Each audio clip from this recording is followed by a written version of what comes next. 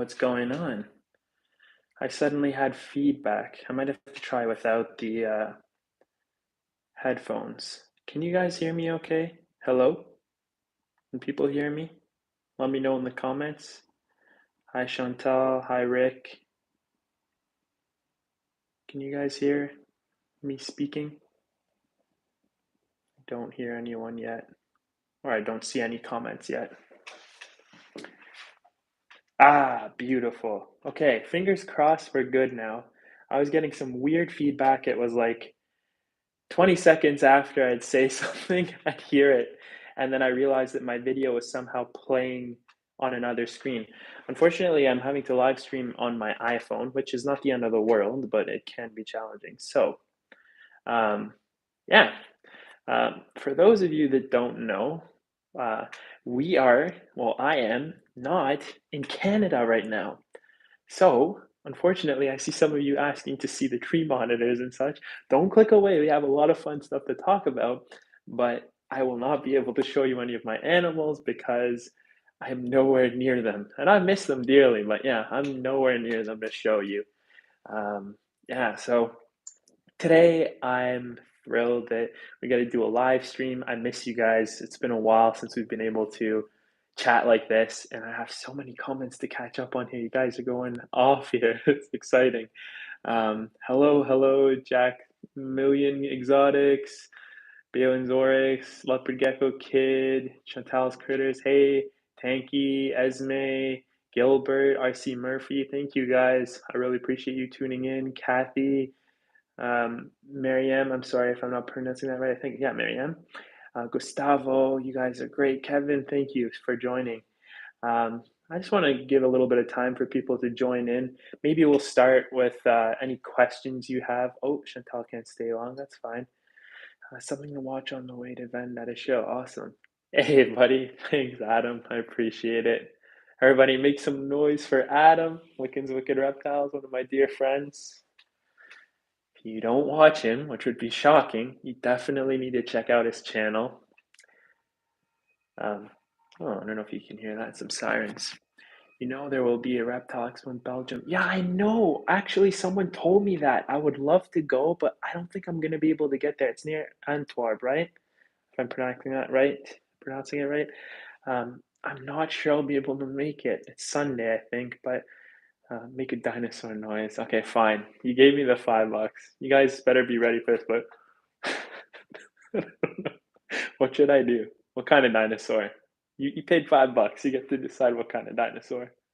Just don't embarrass me, all right? It's already bad enough. Here we go. Loud kind. I don't know. It's my T-Rex fingers.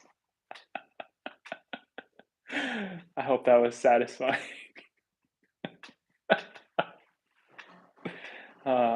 Ladies and gentlemen, this gem of a human being. Okay, so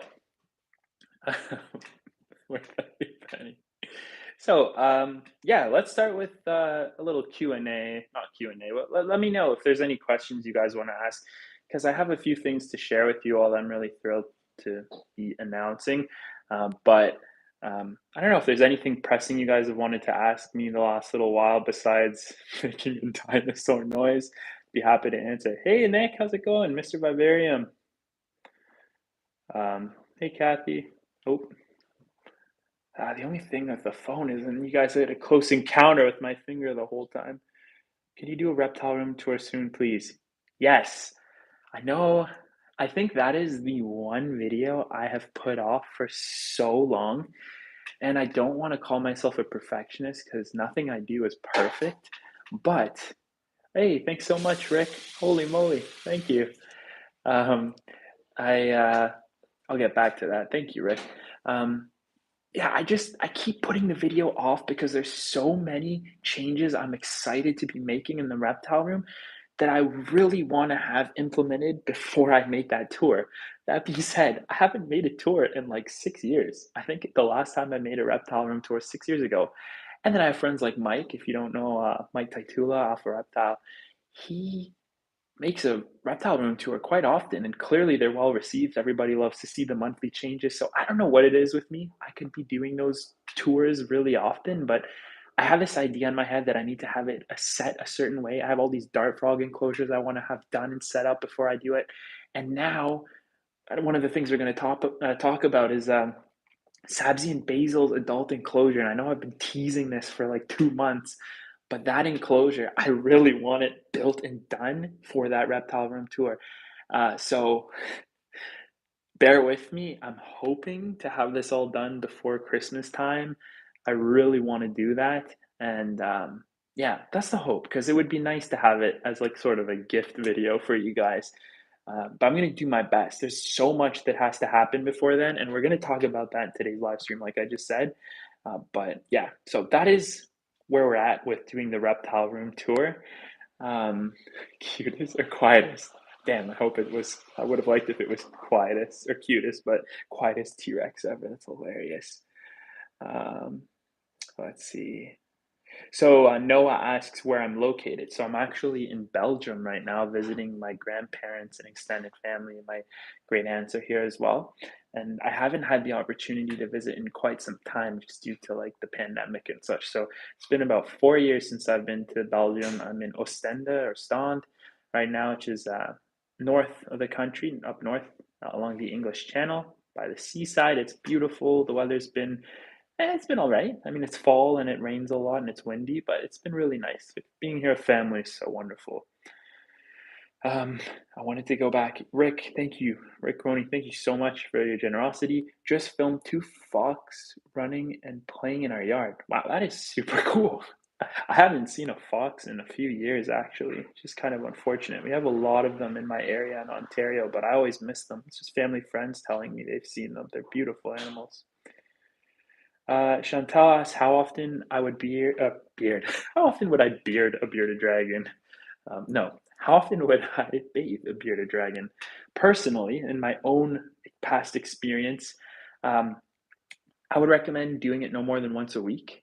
I think there are variables that may require you to do it more often. If you have a maybe dehydrated animal, or especially young bearded dragons can benefit from it being a little more often than that. But I would say once a week is sufficient.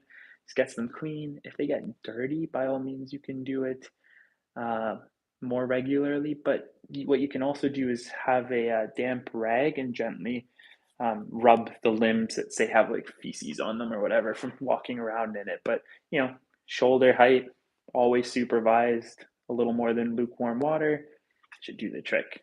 So I would say once a week is pretty average, normal. Um, and obviously that's separate from your misting and stuff that you should be doing.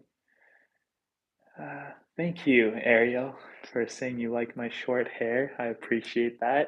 I don't really have a choice anymore, guys. I'm losing it. I'm getting old. So you can't really tell, but maybe you can. I've had videos. If you watch the Costa Rica videos that Adam and a few other guys made, they did me no justice. Those videos show the back of my head, and it is going. So I figured, it's time. Let me try shaving it.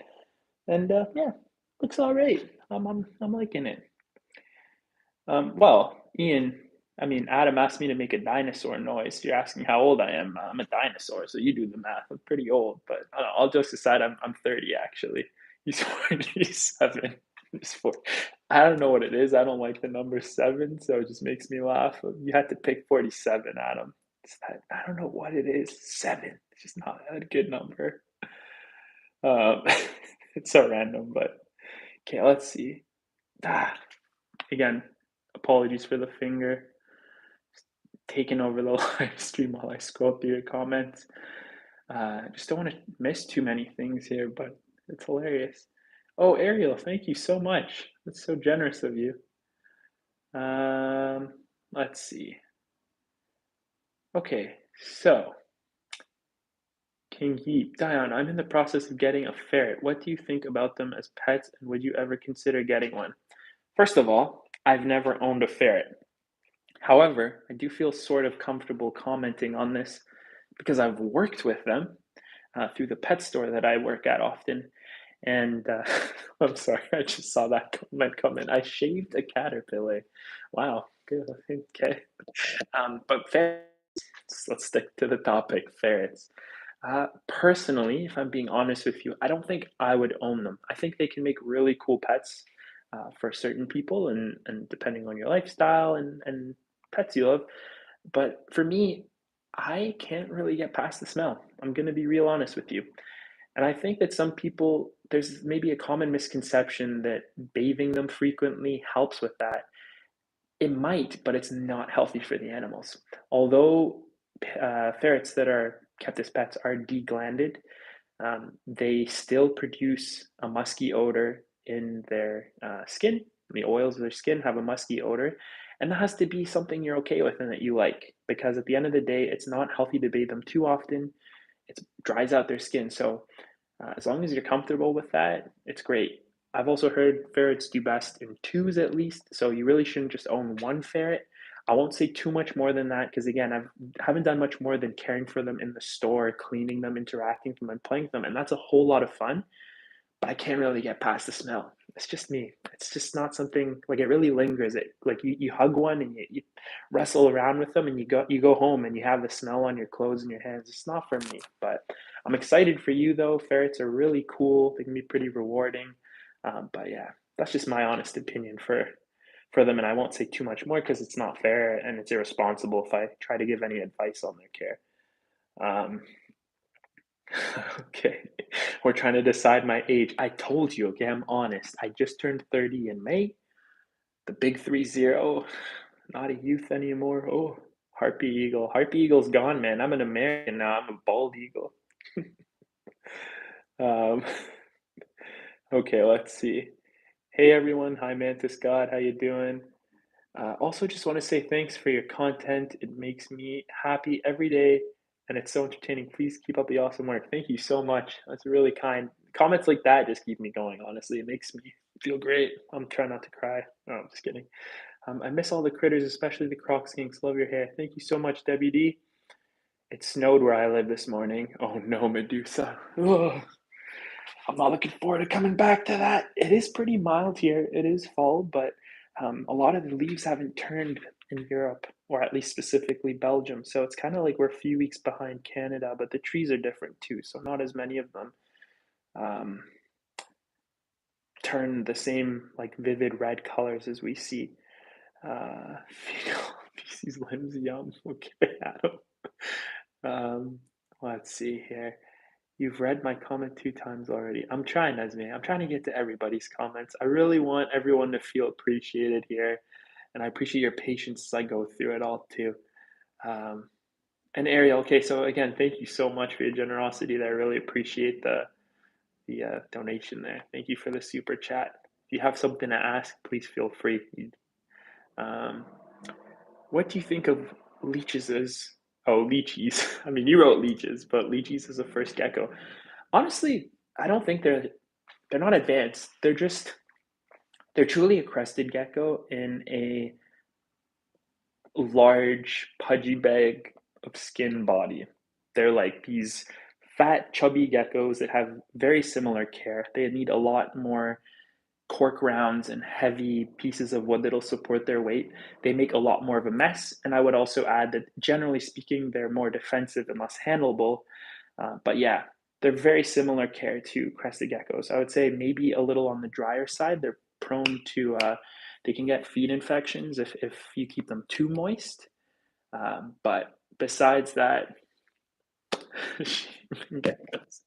I don't know how to explain it. I mean, if you've ever held a leachianus, it's such a funny feeling. It's like it's the skin's loose on them. They're so fun. Like they're hilarious.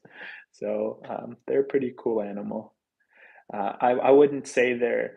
I think the main thing that makes them less of a beginner animal is for someone that might be a bit afraid of the potential that their animal will grow to become defensive and maybe a little nippy. And so I say overall they're a bit more of a display animal. I think you have. I say this lightly. It's only been my experience. I think you have a better chance ending up with a less defensive animal if it's one of the smaller island localities. Like your Nuana, Nuami, Bayonnaise, the Grand Terres, Grand Terres, the Mount Cody's, like all those guys, they're very like the large lychees.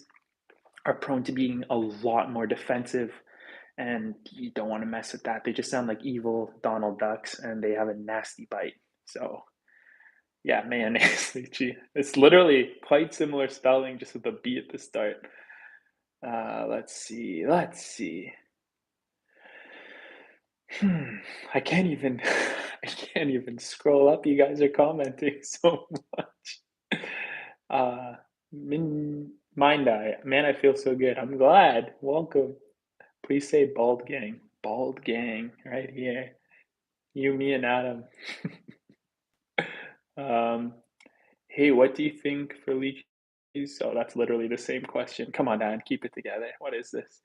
89 watching, 49 likes. Make sure to like the live. Yeah, for sure. Thanks, guys. My Chinese mantis just molted into an adult male. It's my first mantis, so I've been super cool to see it grow. Hey, congratulations, because Tinidera sinensis, the Chinese mantis, is not an easy species to grow or raise to adulthood. Despite the fact that it's commonly kept as a beginner mantis, they get really big, and getting them to that ultimate molt can be a challenge, especially successfully. Oftentimes they miss molt. So give yourself a pat on the back because that's really well done. Congratulations. Mantids are so cool. They're the best pet insects to keep ever. So very happy for you. You look like Hopper. That's so cool. I don't know who that is. Should I know who that is? I don't know. Anyway. Okay. I might live under a shoebox. It's quite possible. The smell. This again. What's this asparagus shenanigans? I saw that on your story, Adam. Scenting pinkies with asparagus or something like that. Okay, let's see. Um, Please could I get a shout out? For sure. Follets, am I saying that right? Thank you for watching. Silent Todd just ordered my first gargoyle gecko and it wasn't cheap. Yeah, I'm sure you got a nice one too. They're pretty cool geckos. Congrats. 42 meaning of life. Sure, why not? Am I missing anything here? I mean, I'm not missing a lot. There's so many comments. Trying to watch you chat about your new hairdo, but too busy laughing at Adam's comments. Yeah, aren't we all? Shannon, hey, how are your Chinese crocodile skinks doing? I'm interested in getting a couple, but nervous about their care requirements. They're doing great, and I have some exciting news about those to share with you guys. So we're gonna get to it soon, but yeah, they're doing really well. I'm very happy with how the croc skinks are doing, and I think you'll be very excited to hear the news I have to share soon as well. Honestly, here's my advice, and it kind of stinks, but crocodile skinks aren't that hard to keep. The main thing with them is find captive bred animals. You will be paying a lot more for them, but the difference, ironically, is that you might end up actually, you might not pay more for them because you might end up with a wild caught animal that needs more money that would have made up the difference to pay for vet bills and whatnot. And the main difference is that your captive bred animal will probably be a lot less shy, more comfortable, healthy, and robust in general. So it makes all the difference. Start with captive bred. The pain is that they're hardly available depending where you're from, and that's the issue. I've been hoarding all of mine, unfortunately, for now, but I hope to be able to offer them eventually. Yeah. Are you going to do a Halloween video this year? Yes, Lori, I'm planning on it. Mr. Mustache feeding the tarantulas will be back for Halloween, most likely. It's the cheesiest thing ever. I mean, it can't be worse than the one a few years back. If you look back, I'm only going to say it here. If you look back further, there's a really embarrassing Halloween video I did back in Vancouver. Kind of like a Dollarama Darth Maul, we'll call it that. um, okay, let's see. Jupiter Jamie, number 7 is not a lucky number. I'm just kidding. I'm happy it works for someone, but not for me. Um, how do you increase the temp of a crested gecko? I don't know what I'm doing wrong. I'm not sure what you're doing wrong either. You could be more specific if you want, but for me, I actually just have T8 or T5 LEDs. T5 LEDs. That's not what I meant. T5 fluorescent bulbs above the cresties. And there's one for plant growth, and then there's one 6% UVB above. And that in itself already, it offers a temperature gradient because they give off a decent amount of heat. So when I measure the temperatures right above them, it sits at around mid 80s, 84 on average, not too hot. And then lower in the tank is in the mid 70s. So it's quite perfect. In the winter, that whole gradient drops even lower because the room's cooler and that gives them their winter dormancy period. So Pingu and Nona don't ovulate. They get to recuperate and gain weight again and get ready for the next season. So I don't actually add heat lights. I would recommend if you were going to for crested gecko, it'd be something very small, like one of those compact halogens, like those mini domes. You just want a tiny little gradient because with cresties, although they can benefit from having a little bit of a hot spot, you can do more harm to them than good by overheating the enclosure, right? Because they're more sensitive to heat. Okay. Um, Holy mackerel, I'm trying to catch up. I shaved the caterpillar. We're back to that comment. Yikes. I can have a shout out too, bro. Yes, Adam. I already gave you a shout out. Why do you get another one? Everybody, Adam Wickens Wicked Reptiles, give him a shout out. He's doing a great job making everybody laugh in the comments. Tim Reptile, how would you keep hatchling Geomitis spengleri? I've heard they need to be kept in an almost like a shallow aquatic setup. Yeah, so I've looked into this. I'm nowhere near there yet. I wish I was, but so with them, yeah, a lot of people keep them in small, like plastic trays with flooded sphagnum moss. So they get the dry, loose sphagnum, and then they put like a little less than an inch of water in there. So the idea is that it's going to keep them constantly humid because they need to be a bit more on the wet side. And then you'll have like a plant tray dish saucer that's shallow enough for them to climb into with water. And that's where you try and trick them and train them into taking pellets because it takes a while to get them to do that at the start. You really have to work on it for a while before they're willing to eat them, animate them, make them swirl around and whatnot. Put worms in there too because they'll go for those.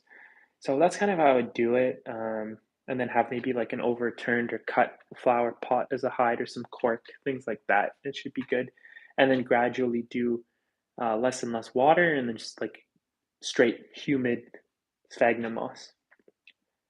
What is your favorite project and why? Ooh, Jay Lee coming out with the big questions. Also, real quick, I want to acknowledge, sorry, I did receive another super chat here I saw. Sorry, where are you? Where are you? The hobby guy, thank you so much for your super chat. I'll get to your question shortly. But yeah, so Jay Lee was asking what my favorite project was and why. And I think for me, it's got to be, I mean, definitely Project Mini Dragons. It's the only one I've like named and everything. It just, it's such a cool passion project for me. All of my animals are like, I really do. I don't know, like the full circle thing, not to digress for me, is that like when you're able to keep these animals in captivity and get to the point where they're being kept so well. I mean, that's a whole other issue. You can breed animals without them being healthy, but to keep them properly and see them thrive, the full circle experience is to like reproduce them. It's just so rewarding and in ways that I think only breeders understand. Like it's just magical. It's this magical experience. You just feel so complete, and if that makes sense. So taking it to the next level and doing a systematic project, because a lot of the species I do keep are less common. I think that that's an important thing we can do in the hobby is like trying to help establish certain species. Yeah, Project Mini Dragons, the Tribulinotus genus. So I have my Gracilis and Nova Guinea, so the white eyes and the red eyes. Maybe someday Schmitty, who knows if I'm pronouncing that right, the little tiny Partho guys, or no, they're not Partho, live bearing, which is interesting. I believe, yes, they're live bearing. But yeah, those guys are super cool, and I've been through so many hardships with that project too. But it's come to such a point of fruition, and again, that's what we're going to talk about shortly. That's just been super exciting, and I'm so happy with where it's come, and getting to also feel so good about sharing the good, the bad, the successes with you all is so rewarding. And when I get so many messages saying like, "Hey, I got all these wild caught croc skinks, they weren't doing well. I watched the videos with you and Dr. Brown, Dr. Alec, and how you showed how many CCs to offer, what type of medication, all that." Like, I'm so thankful to Dr. Alec Brown for participating in those videos and sharing his knowledge over footage and whatnot and letting me film the appointments. There's so many of you that have had success acclimating your animals and medicating them properly because of that series. So that for me to be able to offer that contribution, not trying to toot my horn, but like it's a feel good thing to be able to contribute to the community. So Project Mini Dragons. It's a very long answer, but yes. I'm gonna quickly go to that question with the super chat because I really want to show my appreciation. Thank you for that. The hobby guy asks, trying to figure out the right smallish monitor for me. I want captive bred. I also want to set up the bioactive water feature. Need advice. Well, to be honest with you, water features can be a tricky thing. You do have to be kind of careful. Like if you don't set them up right, they can do a lot more harm than good. So I would be weary of that. Especially if you want a small species of monitor, there aren't a whole lot that I would recommend benefit from having a full-blown water feature, unless you're somewhere in Australia, maybe that you have some of the more unique monitors that benefit from an aquatic environment.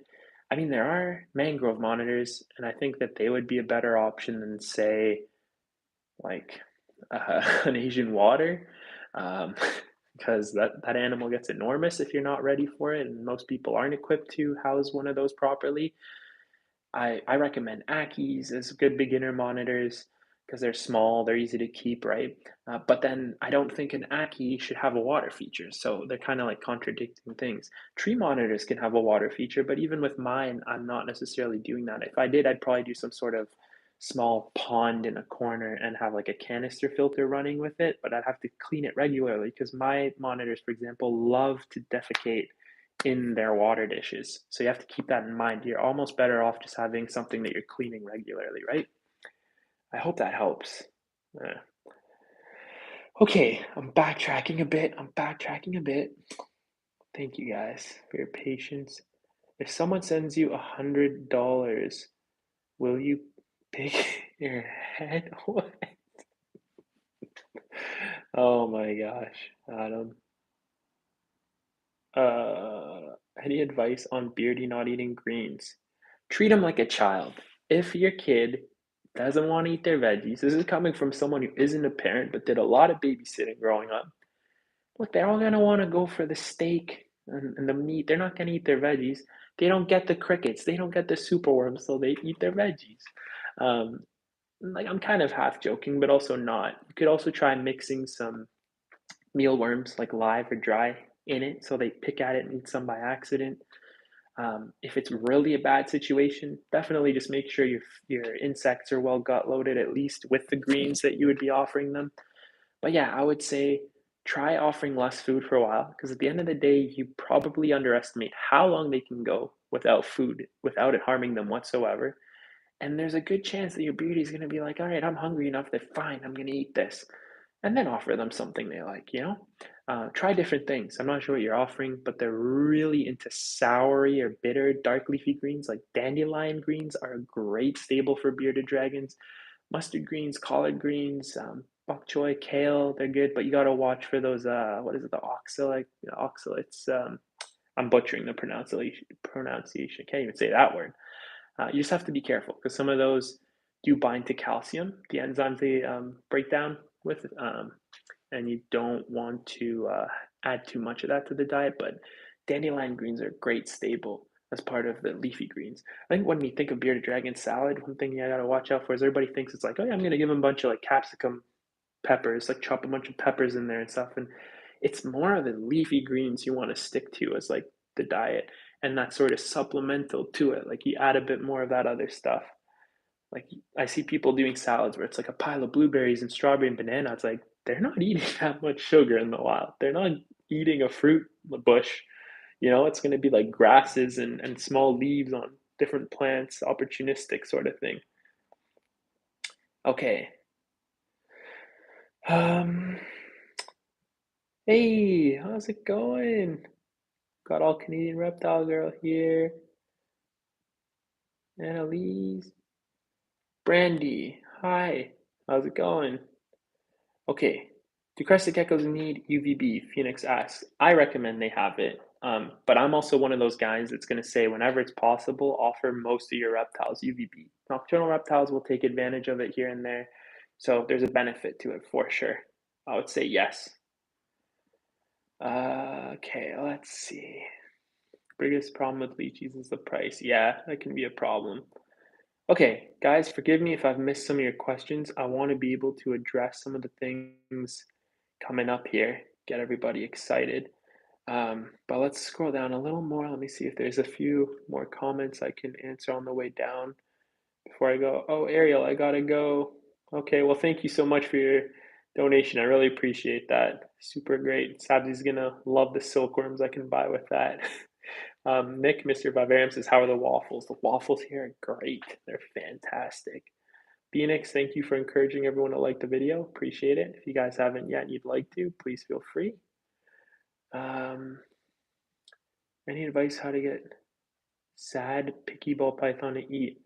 Well, I haven't kept ball pythons, but I've worked with them. Again, sort of what happens when you work at a reptile shop. Is yours male? Because regardless if it's male or female, males in general do go on really long food strikes, especially with like the cold weather coming up for breeding. Um, so as long as they're not dropping in weight and you're monitoring that here and there, I wouldn't worry about it too much as we get into winter. But I don't know. Sometimes people, if it gets to be a serious thing when they're dropping in weight, people will switch to live for feeding and then transition back to frozen thawed, and that tends to work. But if they're holding their weight, just I wouldn't really worry too much. You could try offering food again in a few weeks or months and see how they do. Make another dinosaur sound. Pay me. Just kidding. I'm not making no more dinosaur sounds. I just added 6 Kimberly rocks to my monitor collection. That is so awesome. Interesters. Wow. You have some cool animals. That is sick. Min or Mind Eye. I actually don't drink. I don't drink alcohol. So, I mean, I could try some of their non-alcoholic beers, but I don't drink. So, actually, even just as an example, I have it's called Mel. It's like chocolate milk. So, cheers, everybody. Mm, like a little kid over here, but it's good stuff. Um, have you got any water, Zoe? I do not. Hambone Bob. Well, okay, guys, here, I'll give you a little inside scoop. So, you're asking me if I'm going to try again with the centipedes. I've had a lot of success with the Scolopendra subspinipes, the Vietnamese giants. I've raised juveniles to adults and whatnot. Guys, I'm going to make a video about it. It's going to be a video talking about like animals. I'm paraphrasing here. I don't know what the title will be, but essentially animals I've really struggled with it, didn't do well in my care, and like how I worked through that and coped with it and whatnot. Big topic will be those centipedes. So the Scolopendra galapagoensis or the Scolopendra whitelegs, Peru whitelegs. Um, so every single one that I got had mycosis. And for those of you who don't know, mycosis is a type of fungal infection these invertebrates can get. Scorpions can get them too, especially arid species if they're kept too moist. And mycosis is very hard to combat. There are ways you can keep them really dry, but there's this idea that the mycosis, I could be wrong, isn't specific to the spot where you see the black decay on the limb. It actually is in their hemolymph. They think it spreads through their body. There's this, at least it's a theory that I read. So take it with a grain of salt because you can't just like locally treat or like remove a limb to stop the mycosis from spreading. It's like in their body and ends up in other places. But supposedly, when the animal molts out, if the mycosis is shed off, the animal should, in theory, be safe. Now, for whatever reason, these centipedes in my care just wouldn't molt out. I keep them really dry as I could to prevent the mycosis from spreading, and they all would just die eventually. They did really well, but would die. And it was really tough because I was getting a lot of criticism for keeping them dry, even though the Scolopendra whiteleg should be kept a lot drier than other centipedes. Um, yeah, and then they just keep dying on me.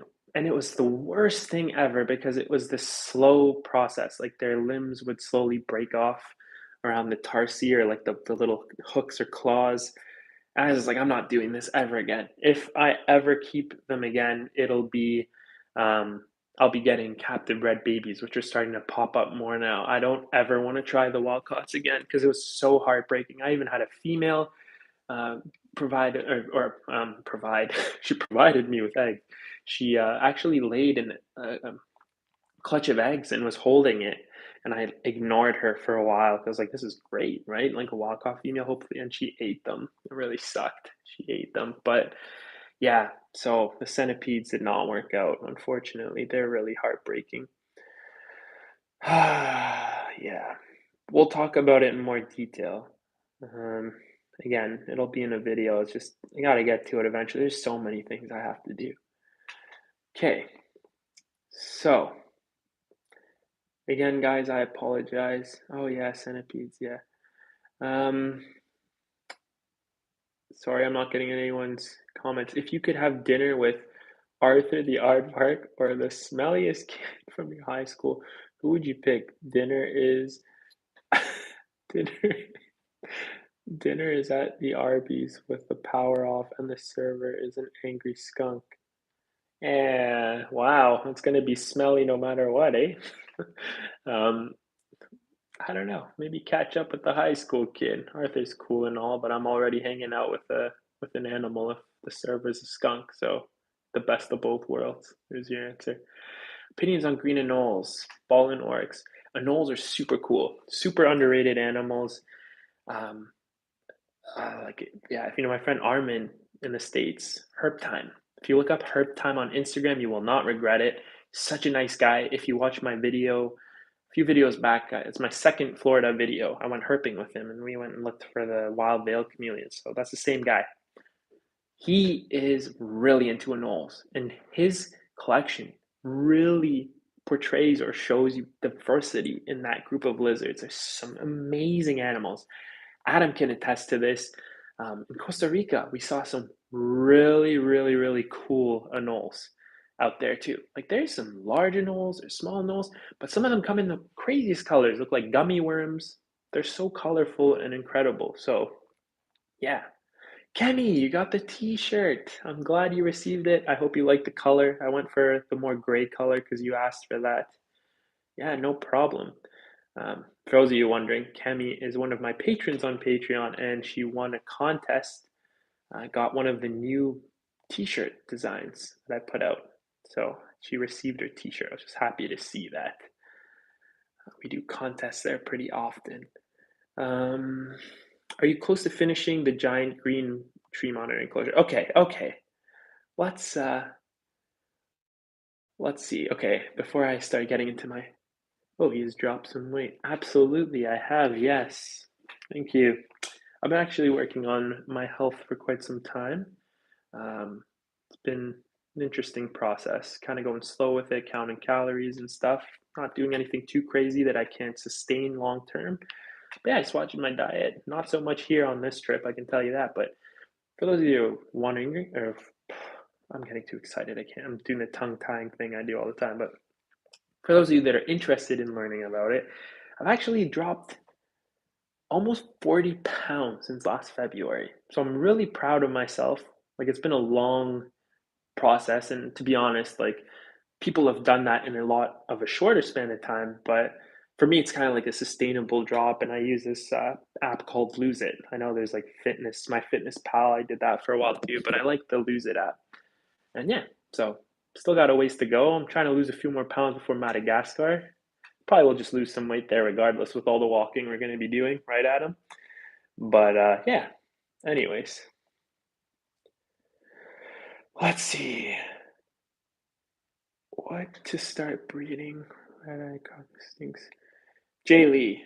Okay, guys, I'm gonna answer this comment and maybe one or two more, and then start talking about my topics. It's just I have this itch to like respond to you. I don't want to leave anything, but I want to talk about some things. So I appreciate you all hanging in there.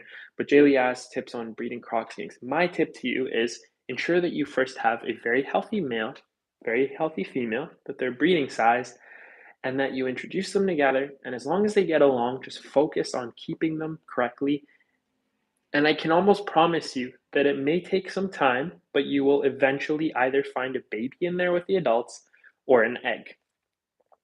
Bear in mind that on average for myself, the crocodile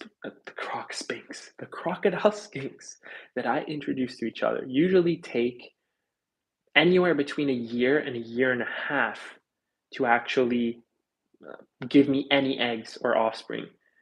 I don't know what it is. Maybe other people's experiences are different, but mine take a long time to settle in and start cycling or ovulating or whatever.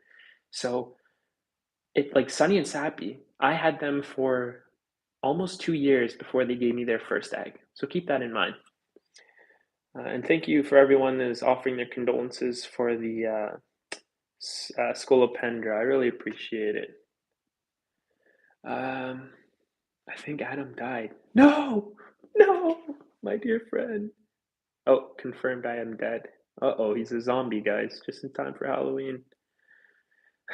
Okay. Um, Abronia, really cool. Cammy. Okay. I'm catching up here. Jasper, thank you. I'm glad you love my videos. Really appreciate it. When you went to Costa Rica, did you want to hide something in your suitcase and bring it home? No, I will not even try that kind of stuff. I mean, there were some amazing animals that I saw there that I wished were in captivity here. I think they're in the States, but you'll see them in. I still have one Costa Rica video to make, and I will do it before a year has come and gone since we went. There's the Ufaga. I think it's Ufaga granulifera. No, I'm mixing that up with the I think it's granulosa. I don't know. There's a Faga species. I think it's a Faga granulosa. The granuliferas. I'm thinking of the granulated glass frog.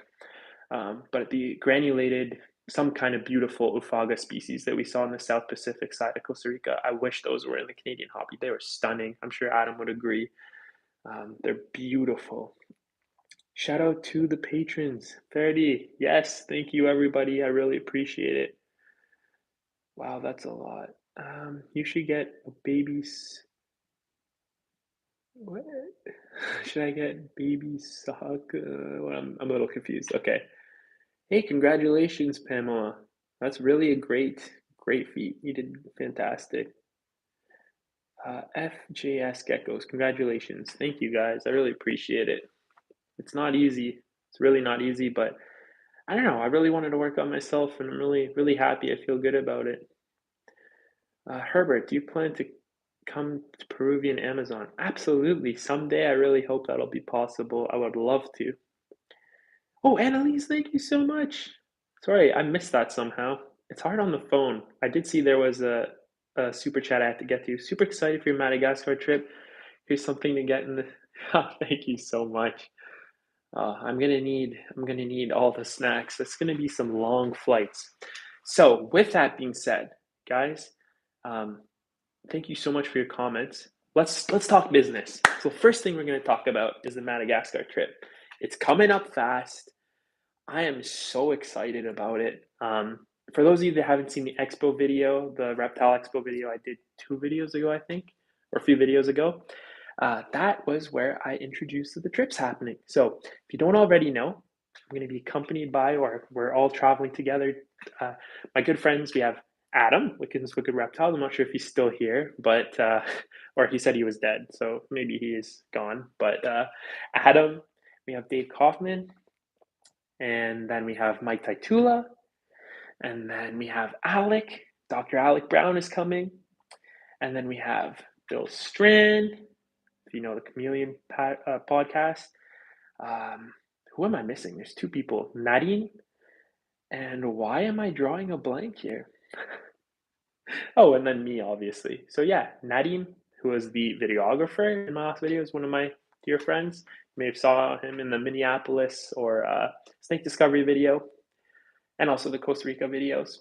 And yeah, myself. So the seven of us are traveling there, and we'll be there January 6th. We arrive in Antananarivo, otherwise known as Tana, and then we're going to travel through a little bit up northeast, but not too far north, unfortunately. We don't have time to do that, and the roads there, I've been told, are very bad. So you pretty much have to add a whole extra week to be able to get up north, unless you're flying. So we worked it out there. We're going to see so many amazing species just going through the east down to the south of the country. Everything from Demeral's boas, um, Madagascar tree boas, all kinds of different tortoises, a whole skew of Europlatus species, some localities of panther chameleon, although most of them are up north, unfortunately.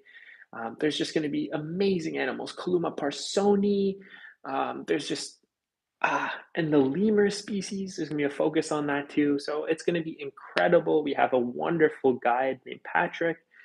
I'm so ecstatic, so excited about this trip. And I'm so excited that we're gonna be able to document everything and share it with you. So that's coming up fast. January 6th to the 20th.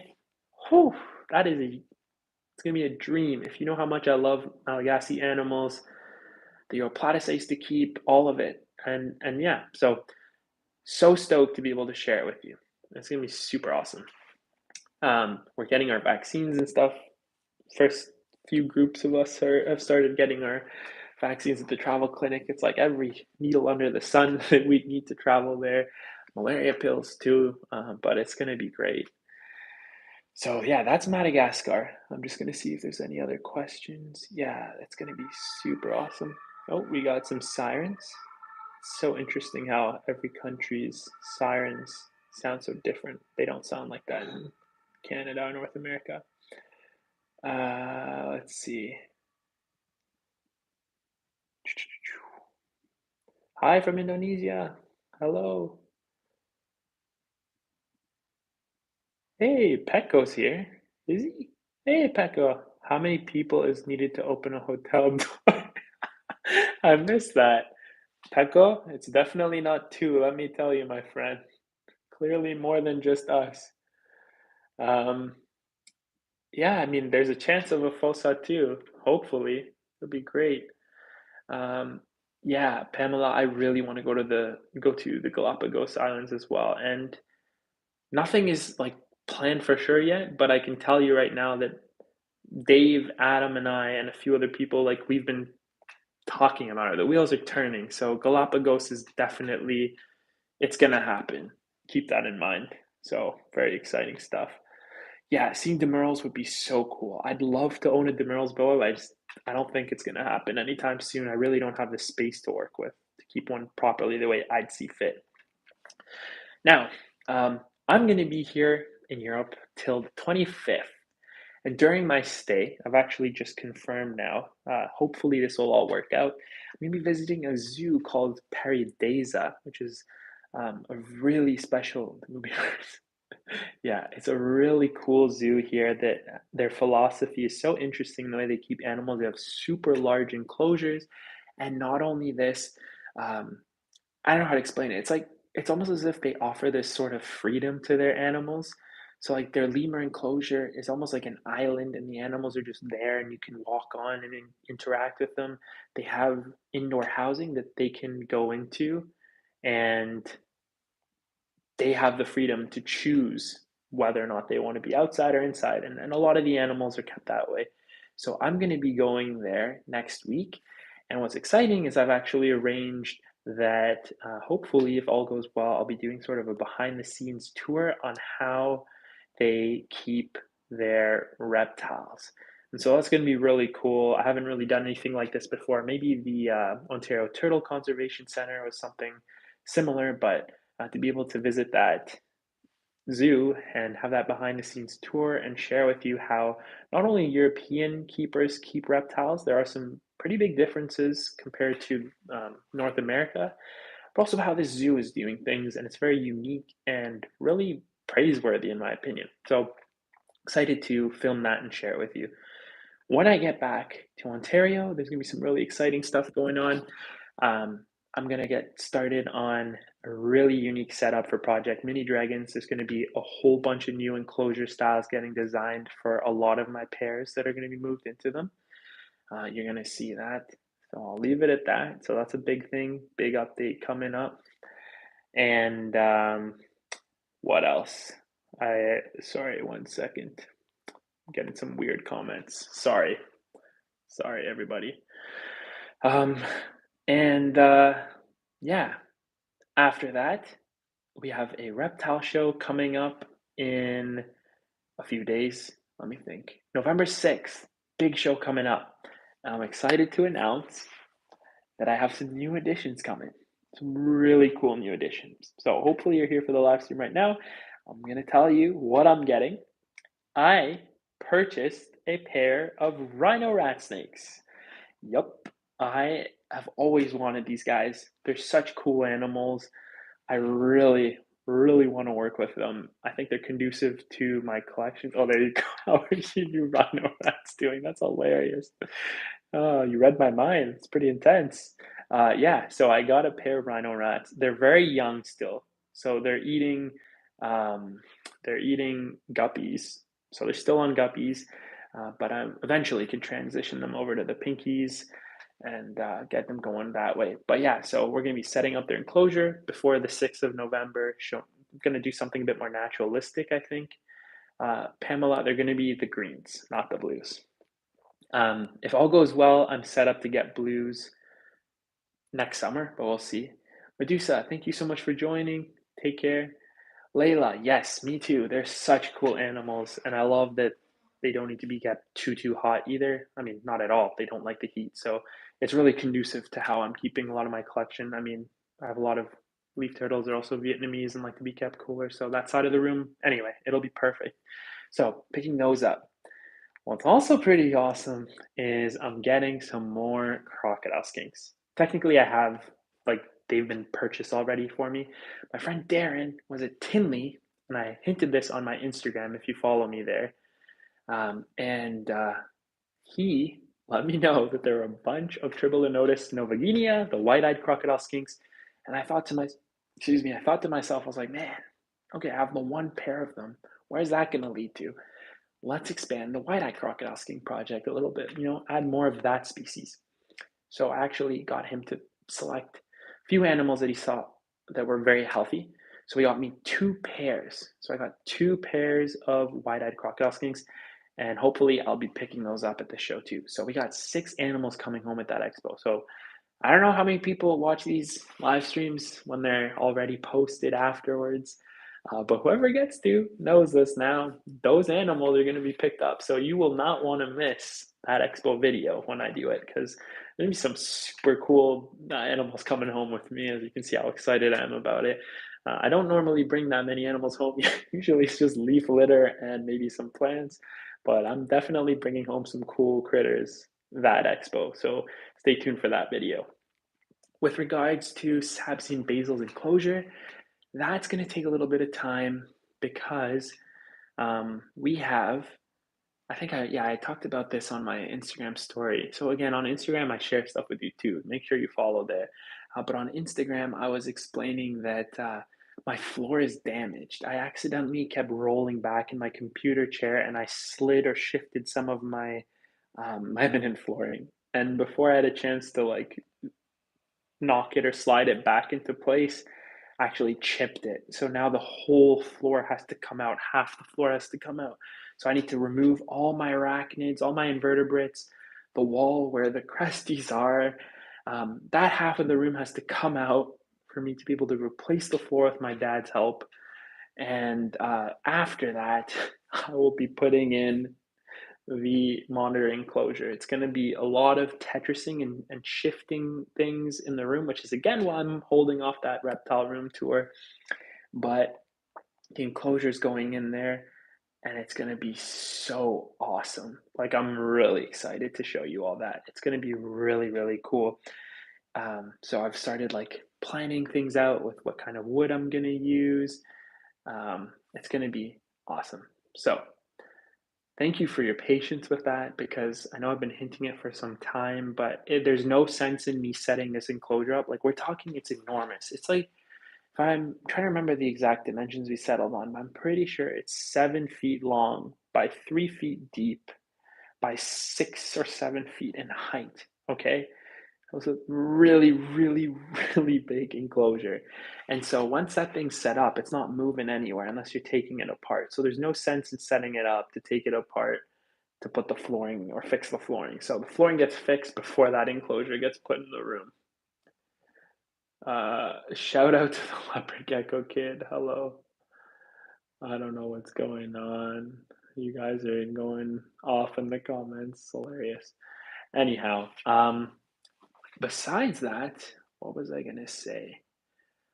I'm trying to remember if there was anything else in particular that I wanted to share. Oh, yeah. So with crocodile skinks. Oh, dude, seriously, means what? Oh, sorry. I don't know. Hello, YT Kabar Midan. Sorry if I'm saying that wrong. Up Cobra. Um, Anyways, so what I also wanted to share with you guys some exciting news with the Project Mini Dragons. I'll be giving that update as well.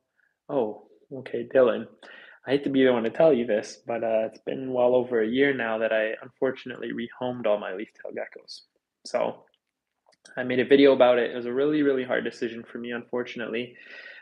With all the traveling I'm starting to do now, I ended up deciding to rehome them because, well, the adults were doing fine, but when I had to go away, it's just kind of hard to expect a pet sitter to care for tiny little delicate fants. So I decided, it just doesn't make sense to have the collection I did. I mean, I had like 16 breeding animals and a lot of offspring being produced. And so if I went away and they were dying, it really defeats the purpose. It's selfish to keep them. So a good friend of mine named Brett, who goes by satanic underscore geckos on Instagram, you can follow him there, has all of my animals, all my Fantasticus, and they're doing so well there. I've actually been really hoping to visit him soon and do an update to show you how they're doing and his whole project. So hopefully, knock on wood, he'll have time to host me and I'll film that with him, and then you'll get to see them again. But yeah, unfortunately, I don't keep fans anymore.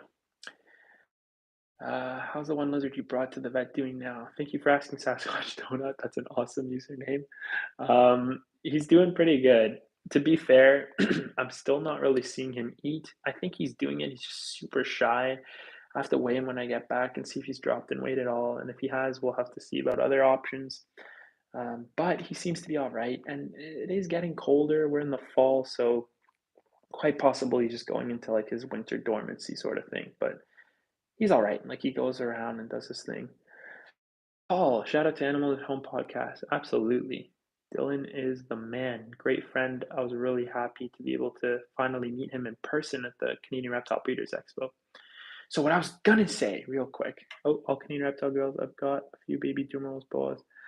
Oh no, the temptation. To be honest, Annalise, if I was gonna get one, I was planning on messaging you about them.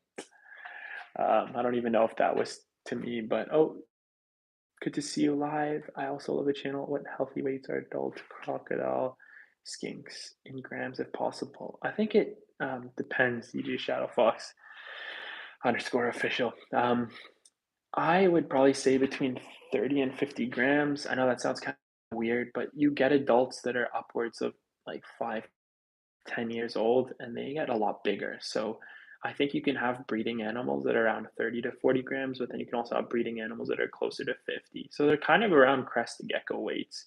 That being said, I also don't think that a lot of healthy crested geckos should be over 40 grams, but there are a lot of them that are. A bit of a controversial opinion, perhaps, but yeah. Wolf Squad Games, hi, how are you? I'm good. I'm really happy to be chatting with you all right now. It's a real joy. I'm thrilled. Um, so let's see. Actually, sorry. Ruben Dolly, I actually don't have a Bro Marks fantasy. Oh yeah, I do. What am I saying? I was mixing it up with another Bro Marks. Yeah, it's doing all right. To be honest, I did notice that it might have thrips, which is not good, but I will treat it when I get home. I just didn't have time to go buy mites. I think I saw thrip on it, unfortunately, so we'll have to see. Um, let's see. Yeah, yikes indeed. Thrips are the worst thing ever. I don't know whether it's worth starting over from scratch with my plant collection.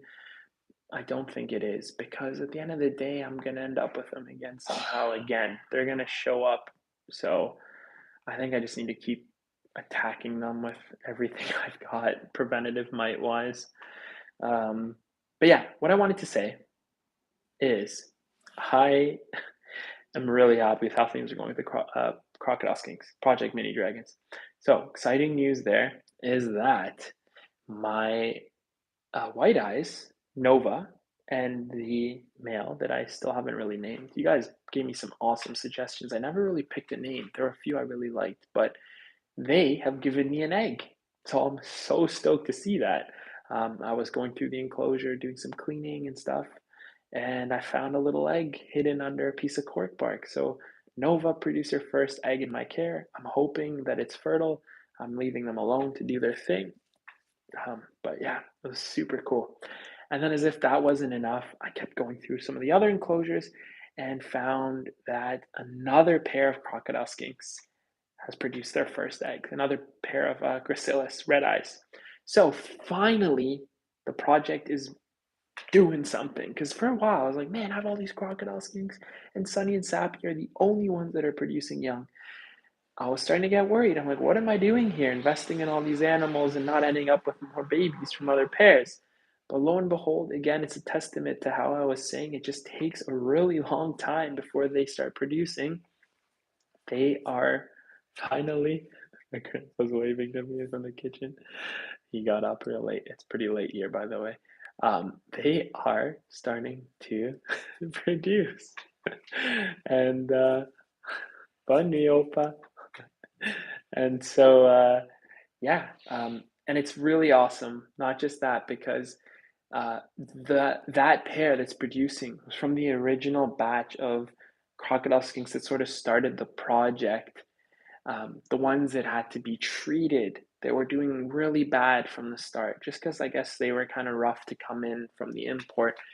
And so it's so fulfilling and really makes you feel so good. Like it really touches the heart to be able to spend so much time acclimating those animals, getting Alec, Dr. Brown's help to medicate them, medicating them for weeks, having to come back and do a second treatment because it wasn't good enough, getting them to wait the right weight. I mean, introducing them to one another and then waiting months and then like to find that fruit of your labor, to find that egg in the enclosure. Like I was ready to like shed a tear, man. It was so awesome. So, bottom line, we have two new eggs from two species of Tribolonotus.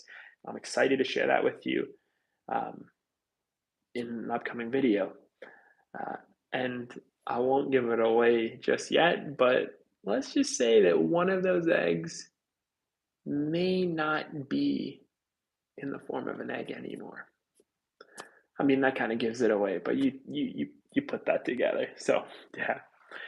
But anyways, that's kind of the news I wanted to share with you guys. Some of the major updates.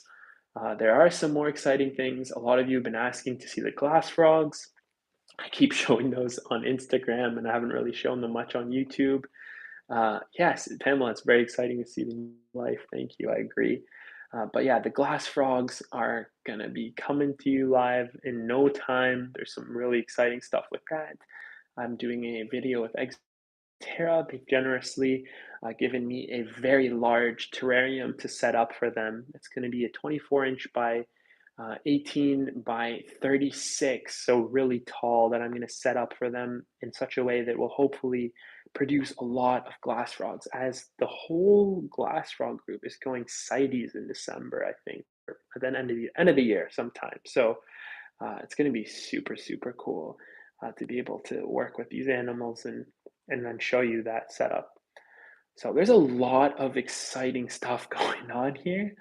Uh, I'm just like trying to figure out like the timing of it all, because I have so few months before I head off to Madagascar in January. I have to try my best to make uploads for during that time. And yeah, there's just a lot of stuff. Let's see. Hooray. I wonder if it's a matter of them taking so long because, yeah, I'm sure Stinky, another awesome name. I'm sure, I promise you guys are probably like, what? He's calling someone Stinky? That's your profile. I'm sorry. That's your user. I can't believe you actually secured that too, because you can only have one person name that. It's pretty awesome. Yeah, I think it's also a settling in thing, honestly. Um, So yeah, actually, Paul, they're parthenogenic, but you still need two of them to reproduce. I don't know if they're one of the ones that like enact copulation, even though they're both female, but you have to have two for them to reproduce still. Let's see.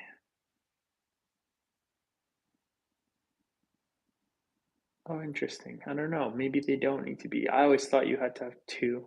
I'm seeing that you're saying that yours has been producing eggs. I don't know. I think they're only fertile when you have two of them, but yeah, they're all female. Hmm. Bug talk. Thank you for the suggestion. I have actually tried neem oil and it did not work. So I don't know. The thrips are still going strong. Mike, Mike's Reptiles? What is your philosophy when it comes to big snake enclosures? What size would you do for a 10-foot carpet python?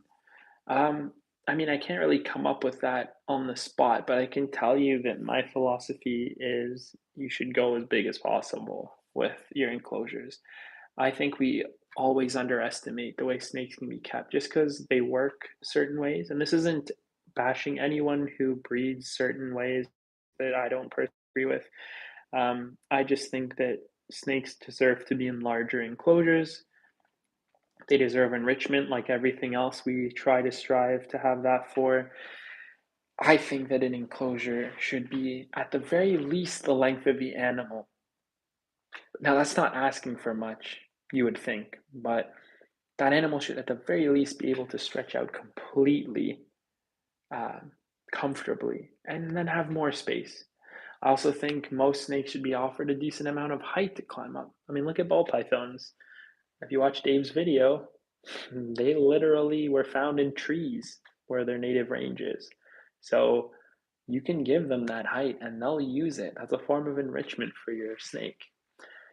So I think it's really important to offer, especially carpet python, plenty of arboreal opportunity to climb.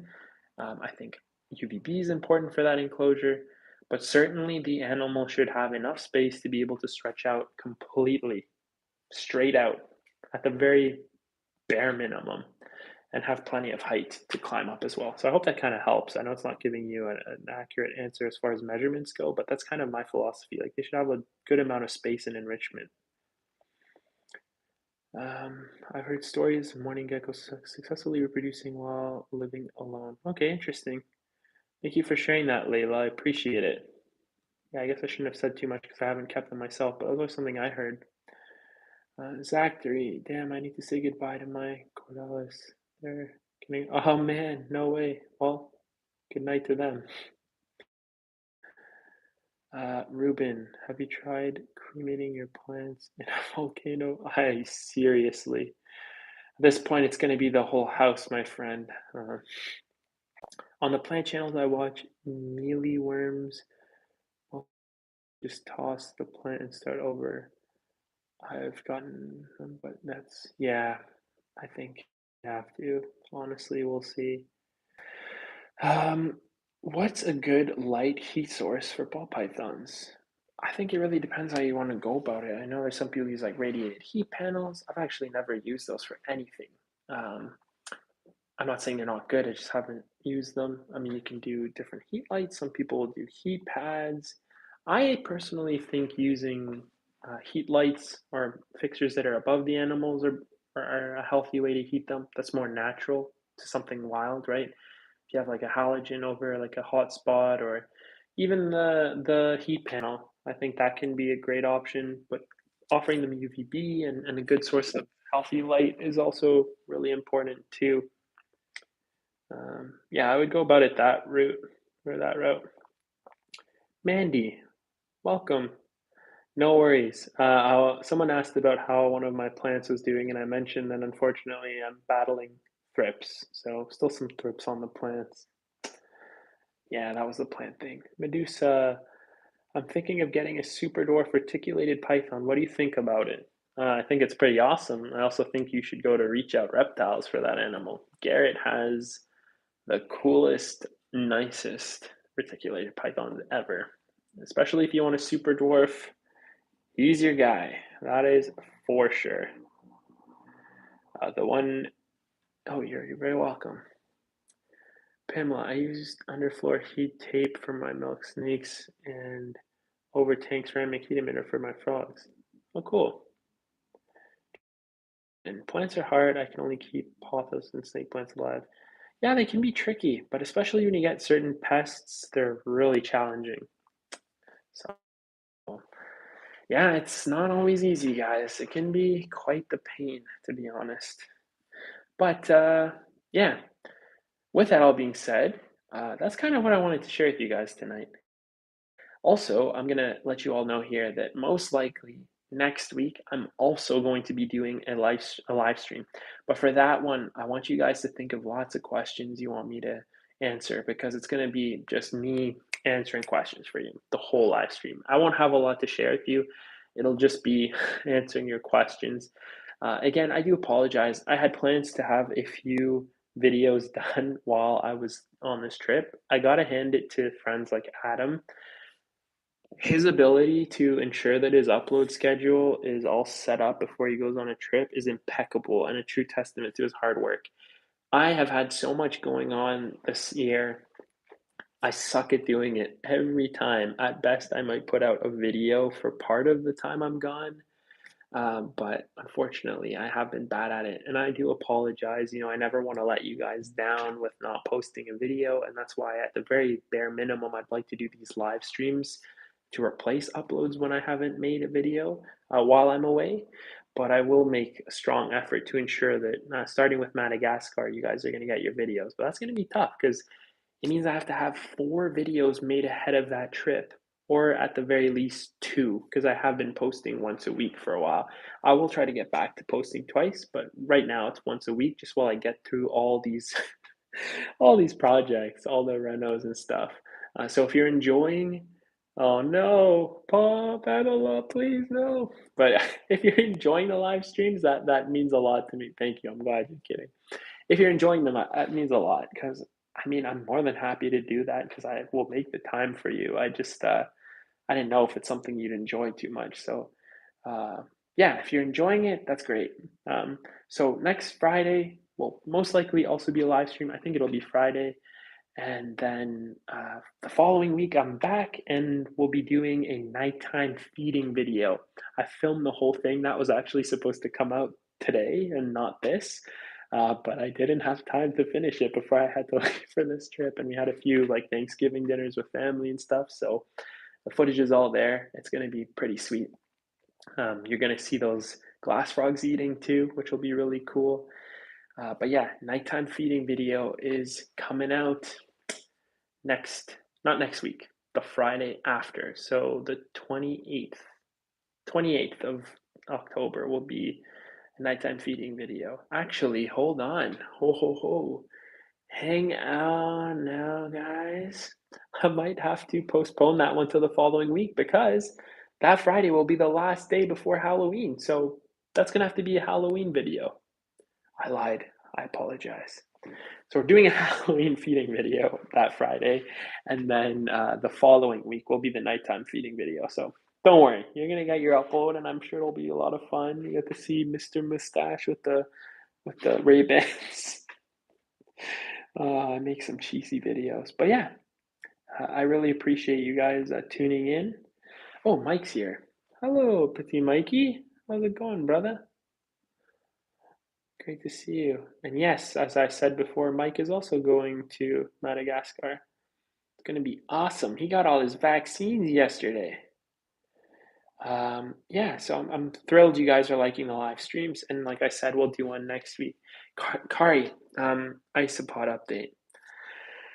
Hey, where do I go with this? So unfortunately, guys, I am keeping way less isopods than I once was. I do still have, I would say, like an above average collection, considering a lot of people just have like, you know, handful of cultures. But I am still like it's nothing compared to what I used to have. And I do really still love the isopods. I think I'm gonna give a lot of my cultures like a revamping new bin and everything and do a tour once they get booming again. But I'm keeping like 10 cultures now, maybe compared to what it used to be. I know. Step up your isopod game, Mantis God says. They're just not my focus. I'd really like to do more with reptiles and stuff. And I already keep so many different invertebrates and arachnids specifically, which are not obviously isopods. I'm not saying that, but my invertebrate game is strong. But I do want to focus more on reptiles. I want to make more room on that shelf for a lot of my tarantulas that are growing to larger um, sizes. So I do apologize. I've been putting it off just because, like, it's gonna be so disappointing for everyone. So I think once things are all settled in new bins, and again, that's just an extra thing I have to get to at some point, I will hopefully, um, do that. Oh, take care, Annalise. Thank you so much for the super chat. I really appreciated that. That's super nice of you. I will think of you when I eat the snack that I will order on the plane or buy before the flight. But yeah, so, there you go. I hope that you understand. Oh, we are for sure, Ruben. We are gonna get some new Chef Dijon appearances. Absolutely, Chef Dijon will be back. No problemo. Pumpkin feeding. That would have been cool. That's an interesting idea. I bought gnome skeletons for my frog vid. That's awesome. Again, sorry, fingers over there. Mike and Dion, just a couple of buds causing trouble in the Amazon. Absolutely. Wait till we're in Madagascar. That's exactly what Mike said too. Yeah, no, of course. Yeah, I appreciate it. Chef Dijon merch. Interesting idea. Interesting idea. Maybe at some point. I feel like that's really niche compared to some stuff. I think before I do that, I'd like to see my sales go up for some of the other ones that I have to like push harder, especially Project Mini Dragons. That one's like I really appreciate you guys' support. That merch design is one of my favorites I've done.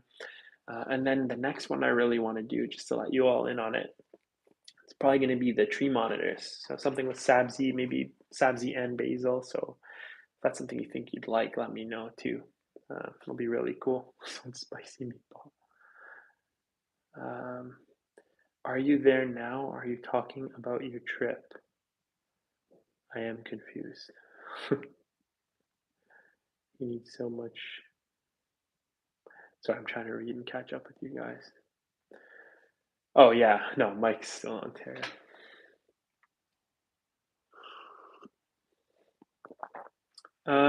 Just reading books. What kind of roaches did you get?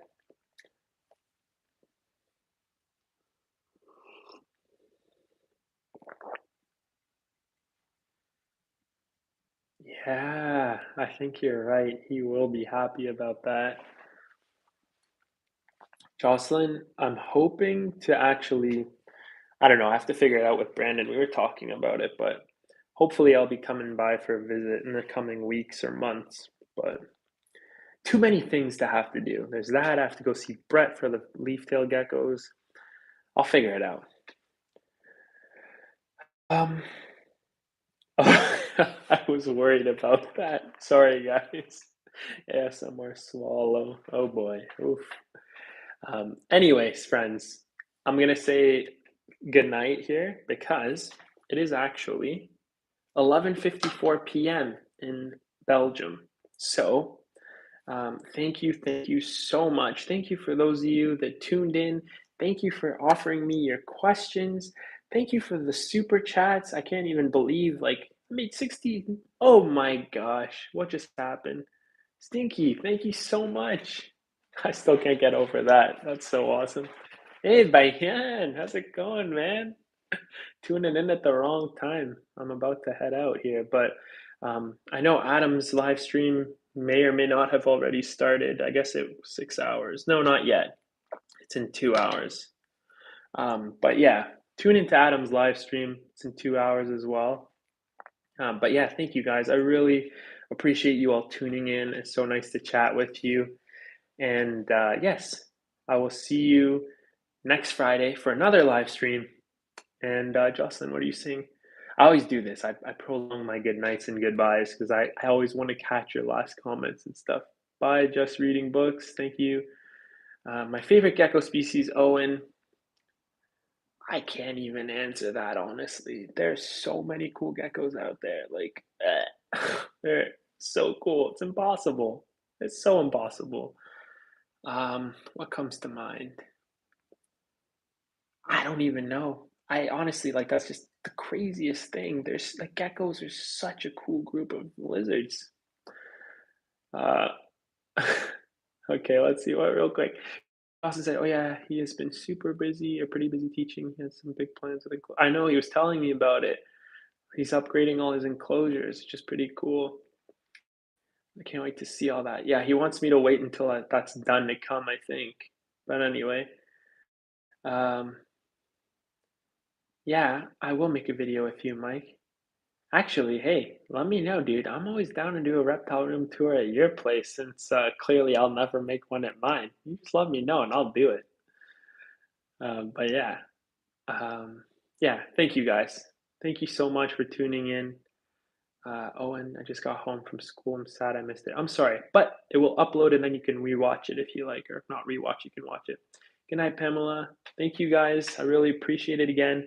And if you want to, just keep up to date with what I'm doing and whatnot, follow me on Instagram. I'm not just trying to, you know, get you guys to follow me there, but you don't even have to follow. You can just watch it, see what I'm posting because I've been posting little bits from the trip and stories and stuff of the things I'm experiencing. But I'm really looking forward to seeing you all next week. And again, thank you so much for your support and viewership. I couldn't be doing any of this if it wasn't for each and every one of you. So I'm eternally grateful. Thank you. Thank you. Thank you. Whether it's you being a viewer, commenter, patron on Patreon, all of it, it means the world to me. Every little thing counts. So I bid thee farewell. Ruben knows. Good night, everyone. Take care again, and thanks for tuning in. Bye.